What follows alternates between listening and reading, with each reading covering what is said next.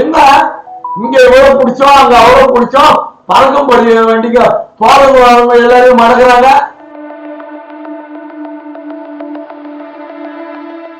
எந்த கட்சிக்காரா இருக்கும், நான் கட்சி சாப்பிடுற முறையில கேட்கிறேன்.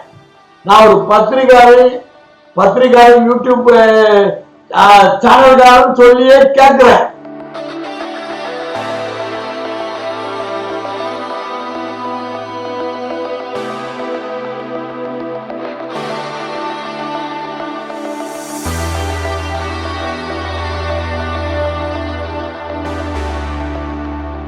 தமிழ்நாட்டில் அரசியல் களம் சுறுசுறுப்பா சூடு பிடிச்சிருச்சு. பறக்கும் படை 50,000க்கு மேல எடுத்துட்டு போனா பிடிக்கிறது, நகை பிடிச்சிருக்கிறாங்க, ஜோல்ஸ் பிடிச்சிருக்காங்க, பணம் பிடிச்சிருக்காங்க. இது வரைக்கும் 75 கோடி பிடிச்சிருக்கிறோம் மொத்த மதிப்புன்னு சொல்லி தமிழ்நாட்டினுடைய தலைமை தேர்தல் அதிகாரி அர்ச்சனா பட்நாயக் தெரிவிச்சிருக்காங்க. ஆனா தொகுதி வாரியா இந்த தேர்தல் சம்பந்தமா எல்லா சம்பந்தப்பட்ட அதிகாரிகளுக்கும் ட்ரைனிங் எல்லாம் கொடுத்து இப்படி எல்லாம் பண்ணணும்னு சொல்லி தொழில் ட்ரைனிங் எல்லாம் கொடுத்து அவங்கள எல்லா தொகுதி வாரியா ரிட்டர்னிங் ஆஃபீஸருக்கு ஆர்ஓக்கு ரிட்டர்னிங் ஆஃபீஸருக்கு தலைமையில் தாலுகா ஆஃபீஸில் எல்லாத்துலேயும் நடக்குது. நம்ம திருவள்ளூர் மாவட்ட அதிகாரி தேர்தல் அதிகாரி பிரதாப் முருகன், திருவள்ளூர் மாவட்ட தேர்தல் அதிகாரி, மதுரவாய் தொகுதி அவருடைய கண்ட்ரோல்ல தான் வருது. மதுரவாய் தொகுதி சென்னை மாநகரத்தை அவரோட சேர்ந்த தொகுதி. இந்த மதுரவாய் தொகுதி மதுரவாய் மத்திய ஆர்டிஓ சதீஷ் தேர்தல் அதிகாரி, ஏஆர்ஓ மாநகராட்சி ஏஆர்ஓ, துணை தேர்தல் அதிகாரி இன்னொரு துணை தேர்தல் அதிகாரி போட்டிருக்காங்க. சென்னை மாநகராட்சி ஸ்டாஃப் முழுவதும் தாலுகா ஆபீஸ்ல டெப்டேஷன் போட்டு எலெக்ஷன் வேலையெல்லாம் பார்த்துக்கிட்டு இருக்காங்க. நான் 2 நாளைக்கு முன்னாடி ஒரு கட்சிக்காரு ஏன் சொல்லணும், ஒரு ஏடிஎம்கேயாரு மீட்டிங் போடுறதுக்காக ஆன்லைன்ல அப்ளை பண்ணியிருக்கேன் 153 வார்டுல. அங்க பர்மிஷன்ல கொடுக்க மாட்டேங்கிறாங்க. கார்பரேஷன்ல போய் ஏசி கிட்ட போய் என்ஓசி வாங்கிட்டு வாங்குறாங்க அப்படின்னு ஒரு ஜியோவை கொடுக்குறாங்க. என்ன ஏசியை சொல்ல, எனக்கு இந்த ஜியோவுக்கு சம்மந்தம் கிடையாது, இந்த ஜியோவை படிச்சு பாருங்க, எனக்கு எங்கேயாவது சம்மந்தம் இருக்குதா சொல்லுங்க அப்படின்ட்டாரு. திருப்பி மறுநாள் தாலுகாவுக்கு போய் தேர்தல் அதிகாரி போய் கேட்கிறோம். தேர்தல் அதிகாரி ஆமாங்க, அவரு இன்னொரு ஜியோவை எடுத்து கொடுத்து சப்கமிட்டி போட்டிருக்கு, அந்த சப்கமிட்டியில தான் 10 ரூபா பீஸ் கட்டணும். எவ்வளோ? 10 ரூபா ஒரு கோடி நடுறதுக்கு 10 ரூபா பீஸ் கட்டணும். எத்தனை கோடி நடுறதுக்கு அத்தனை கோடிக்கு கட்டணும். இந்த செலவு பூரா வேட்பாளர் கணக்கில் தான் வரும் அப்படின்னா, ஒரு மீட்டிங் போட்டாலும் வேட்பாளர் கணக்கு, கொடி நட்டாலும் வேட்பாளர் கணக்கு, தண்ணி குடிச்சாலும் வேட்பாளர் கணக்கு, டிஃபன் சாப்பிட்டாலும் வேட்பாளர் கணக்கு, மூத்திரம் பெஞ்சாலும் வேட்பாளர் கணக்கு. என்னையாது நீ எடு கணக்கெடு போடு. ஏதோ மோடி பார்த்தவருடைய திலாவணி வேலையோ அப்படின்னு என்ன தோணுது அலைய வர்றதுனால. எந்த கட்சிக்காரா இருக்கும், நான் கட்சி சாப்பிடுற முறையில கேட்கிறேன்.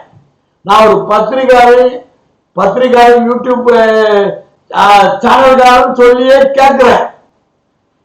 2வது கொண்டு போய் ஏசிக்கிட்ட கொடுக்கணும். சப்கமிட்டியே இன்னும் ஃபார்ம் பண்ணல.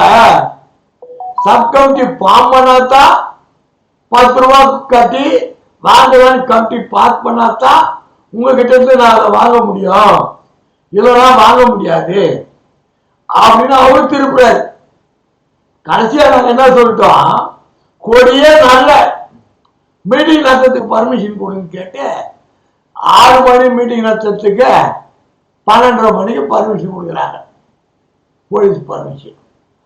2வது இந்த அப்ளை பண்ணா போலீஸுக்கு தான் நீ ஆன்லைன்ல அனுப்புற, கார்பரேஷன் ஏசிக்கு நீ தான் ஆன்லைன்ல அனுப்பணும். நீ ஏன் அனுப்புற?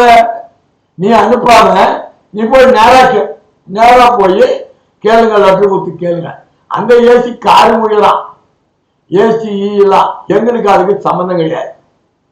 எனக்கு ஆன்லைன்ல பேப்பர் வச்சோம், எதுவாக இருந்தாலும் நான் பதில் தரேன். நேரடியாக உங்ககிட்ட பேச வேண்டிய அவசியம் இல்லை. நீங்க அழையாதீங்கன்னு அவர் தென்னன் தெளிவா அந்த அப்ளிகேட்டுக்கு சொல்லிவிட்டேன். அர்ச்சனா மேடம் என்ன பண்றாங்க, அவர் டீட்டெயிலா இன்ஸ்ட்ரக்ஷன் கொடுக்க மாட்டாங்களா? என்ன இங்க எவ்வளவு பிடிச்சோம் அங்க அவ்வளவு பிடிச்சோம், பழக்கம் படி வேண்டிக்க போறவங்க எல்லாரையும் மடக்குறாங்க.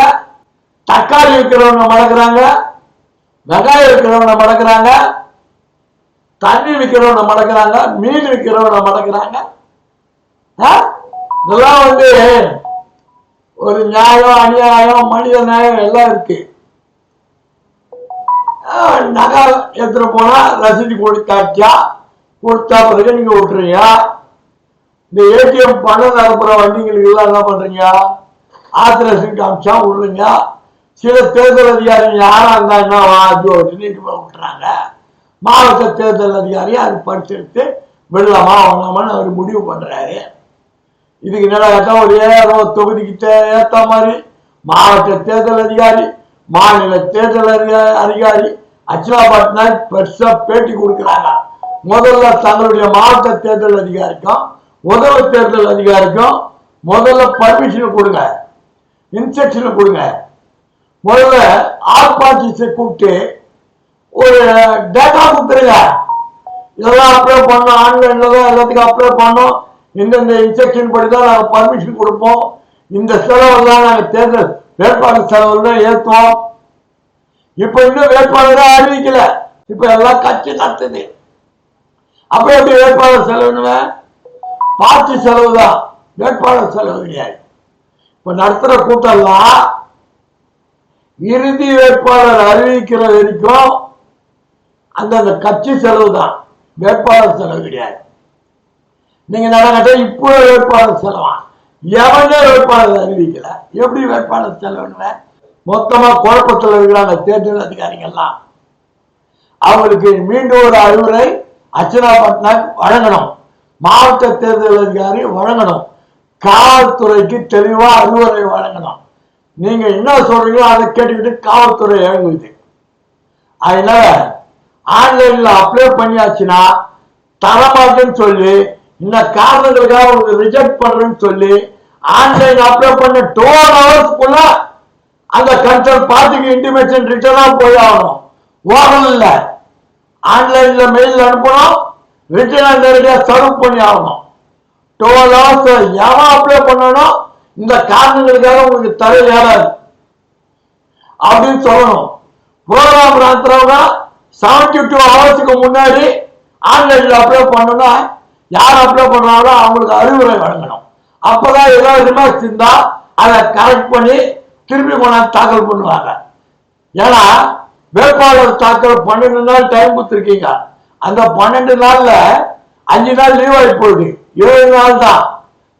இன்னும் கூட்டணிகள்லாம் முடிவாகாம நிலையில இருக்கு.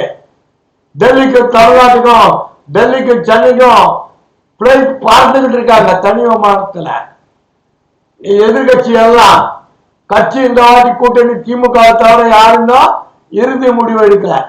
ஆகவே அர்ச்சனா பட்நாயக் அவர்கள் காவல்துறைக்கும் தேர்தல் நிறுத்த அதிகாரிகளுக்கும் விரிவான தெளிவான எளிமையான முறையில் அரசு ஆணையுடன் கொடுத்தாலும் சரி, அரசு ஆணையை கோப்பிட்டு இந்த ஆட்சேபனைகளை நிவர்த்தி தருமாறு 12 மணி நேரத்துக்குள் கொடுக்க தவறினால் நீங்கள் அனுமதி அளித்ததாக கருதப்படும் என தெரிவித்து அறிவிப்பு வெளியிட வேண்டும் என மக்களின் நலன் கருதி அரசியல் கட்சிகளின் சார்பாக, இந்த கட்சி அந்த கட்சியின் சார்பு இல்லாம பொதுவாக கோரிக்கை வைக்கின்றோம். இந்த மதுரை சட்டமன்ற தொகுதி நடத்துற தேர்தல் அதிகாரி 12 அடிக்கு மேல 10 அடிக்கு மேல இருப்பார் போட்டிருக்கு. ஆனா அவர் இன்னைக்கு நடக்கிற ஆளுங்கட்சிக்கு எதிர்கட்சியான ஏடிஎம்கே பிஜேபிக்கு சார்ந்த மாதிரிதான் அவர் பணிகள்லாம் இருக்கு. ஏன்னா உதவி தேர்தல் நடத்த அதிகாரி தான் சென்னை மாநகராட்சி பணியாளர்கள் முழுவதையும் போட்டு தேர்தல் பணி அந்த அலுவலகத்தில் நடக்குது. வருவாய்த்துறை சேர்ந்த ஆட்கள் மிகவும் இந்த தொகுதியில கம்மியா இருக்காங்க. கிராம நிர்வாக அலுவலர்கள் எல்லாம் வேலையே இல்லை போல் இருக்கு. கேட்டா தேர்தல் அதிகாரின்றாங்க, 6 கேட்டா இருக்காங்க. இவங்கெல்லாம் தேர்தல் நடத்த சொல்லதான் வந்தது போஸ்டுக்கு. பட் தேர்தல் பண்ணி டெபிட் பண்ணிடுறாங்க. அதே வேளையில இந்த மாநகராட்சி அதிகாரிகள் எல்லாரையும் தேர்தல் களத்துல டெபிட் பண்றதுனால என்னன்னு கேட்டீங்கன்னா கான்ட்ராக்டுக்காரங்களுக்கு தான் லாபம். அடி ராத்திரி பகலும் சென்னை மாநகராட்சியில முக்கால்வாசி பகுதியில சென்னை மாநகராட்சி மற்ற நகராட்சி பகுதியெல்லாம் பணிகள் இரவும் பகலும் நடக்குது. சட்டமன்ற உறுப்பினர்கள்லாம் மெட்ரோ ட்ரெயின்லாம் சண்டை போட்டு 110 120 கோடி ரூபாய் வாங்கி டெண்டர் வச்சாங்க. ராத்திரி மகளும் லெவல் இருக்கா லெவல் இல்லையா எதையும் பார்க்கறது கிடையாது. போற ஆட்காட் ரோட்ல ஒரு பொம்பளை வந்து காலை ஒழிக்கிற மாதிரி ஆகி ஹாஸ்பிட்டலுக்கு போயிருக்கா. இந்த கான்ட்ராக்டுக்காரன் அவங்க கான்ட்ராக்ட் காரணம் லெவல் இருக்கா லெவல் இல்லையா பார்க்கறதுக்கு எந்த மாநகராட்சியை சேர்ந்த உதவி பொறியாளர், உதவி செயற்பொறியாளர், மாநகராட்சி ஏசி யாருக்கும் என்ன வேலை நடக்குது அப்படின்னு யாருக்குமே தெரியாது. அவன் மவுண்ட் புந்தமல்லி ரோட்ல டிரைனேஜ் வெட்டுறான். இந்த வேலைகள்லாம் இருக்கு. நான் அடுத்த வாரத்தில் சென்னை உயர்நீதிமன்றத்தில் ஒரு வழக்கு தொடங்கலான்னு இருக்கேன். மாநகராட்சி தேர்தல் சட்டமன்ற தேர்தல் முடிகிற வரைக்கும் பணி மேற்பார்வையில பொறியாளர்களை தேர்தல் களத்தில் விட்டதுனால அவங்களால சூப்பர்வைஸ் பண்ண முடியாது. ஒப்பந்ததாரர்கள் ஒண்ணுக்கு பாதியா வேலை செஞ்சு ஏற்கனவே ஒண்ணுக்கு பாதியா வேலை செய்யறாங்க. இப்போ படிக்கு பாதியா வேலை செய்வாங்க பொழுது பக்காப்படியா முக்காப்படியா அளக்கிறான்னு எம்ஜிஆர் பாடினார் பாட்டு. அந்த மாதிரி இவங்க 6 அங்கலத்துக்கு 2 அங்கலம் 3 அங்கலத்துல ஒவ்வொரு லேயரை போட்டு முடிச்சிருவாங்க பொழுது. அதனால தேர்தல் களை முடிகிற வரைக்கும் சென்னை மாநகராட்சி மட்டுமில்ல தமிழ்நாடு முழுவதும் எந்த பணிகளும் செய்யக்கூடாதுன்னு சென்னை உயர்நீதிமன்றத்தில் பொதுநல வழக்கு தொடரப்படும் என அறிவுறுத்தப்படுகிறது.